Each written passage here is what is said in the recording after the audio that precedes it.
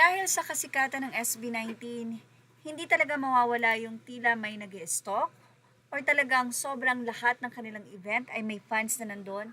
Pero tama pa po ba yung mga bagay na lahat ng kilos nila, lahat ng ginagawa nila o kahit saan sila nandun ay nandun ka rin?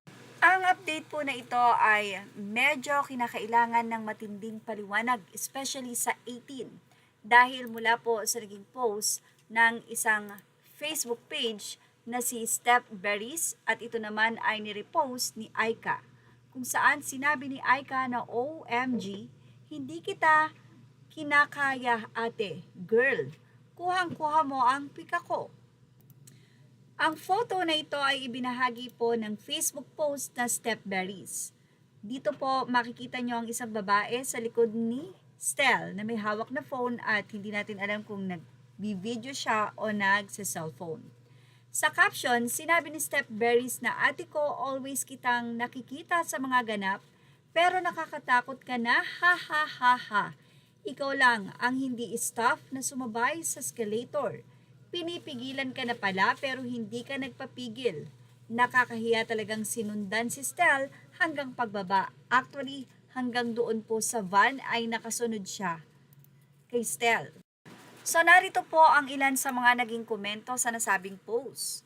Oh no! Same person na pumasok sa The Middle Showcase ni Pau nang walang ticket or pass.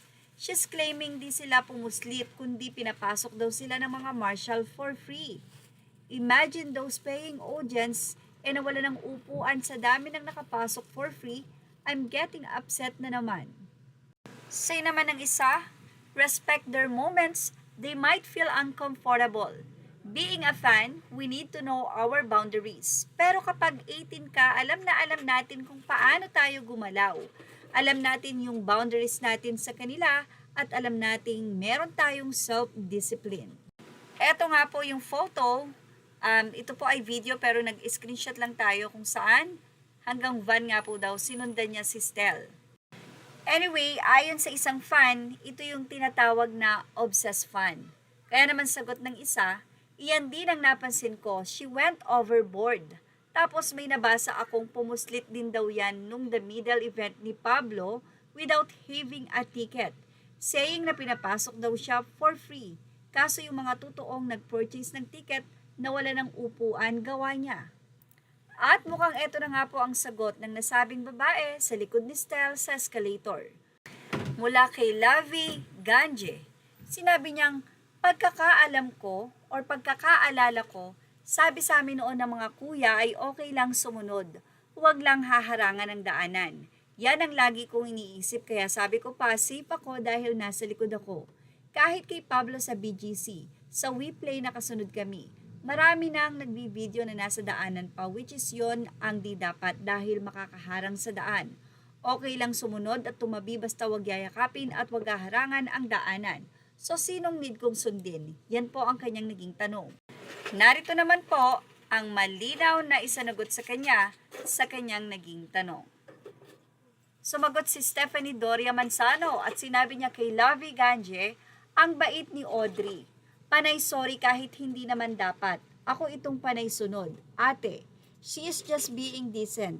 Pero if you know how to read between the lines, what she meant is, tumabi ka dyan. Aware ka sa unpleasant behavior mo, pero dahil clouded ang isip mo at may mga kumukonsinti sa'yo, baka it will take time pa bago ka matauhan. I-edit or AI edit you and Ken Kissing. Free, baka force pa entry sa The Middle na nasa balcony ka pa umupo. Hindi tuloy nakaupo yung mga nagbayad ng 6 kyaw. Invading taste personal space. Pumasok ka sa venue kahit di ka naman nagbayad. Tama ba yan? Kumakatok ka pa sa pinto ng venue para magpapirma. Tama ba yan? Sinundan mo sa escalator with his entourage. Wala kang pakiramdam. Di lang daw yan, marami pa and you call it as organic encounter feeling blessed, genuinely offered. Sabi nga ni Ja, wow, basahin mong maigi para matauhan ka. Sinagot naman ni Lavi Ganje si Stephanie Doria Manzano at sinabi niya, batas kabe, day naig mo pa ang onesie. Kung may problema, magko-call out ang mga yan. fan ka lang din, hindi ikaw ang batas. Punta ka na lang ng barangay, let us know kung may sense yung problema mo, pero pag ikaw, pwede kita kasuhan, harassment at cyber libel o slander. Samantala, narito pa ang naging say ng ibang 18. Anila, ay ka, grabe, nakakasad naman to, nadidisrespect na ang boys. Kaya minsan hindi mo rin masisi bakit naghihigpit sila for safety na rin. I hope may maging action kay ate girl para hindi na maulit. Say naman ng isa, alam mo yan, kaya irritable ako sa nababasa ko na kayong fan, never kong gagawin yan, siya lang, wag ako. Ibig sabihin, ganun talagang kabait ang SB19 dahil kung iba-iba yan, talagang hindi po pwede. Pero dahil nga napaka-humble ng boys at ayaw nilang magkaroon pa ng anumang issue, ay lumulusot ang mga ganitong pagkakataon. Pero sabi nga ng fans, ikaw na lang ang mahiya. Anyway, ano ang masisiin nyo about dito? Ilagay na ang inyong opinion sa ating comment section. Images or all credit to the rightful owners. Thank you for watching. Show us now.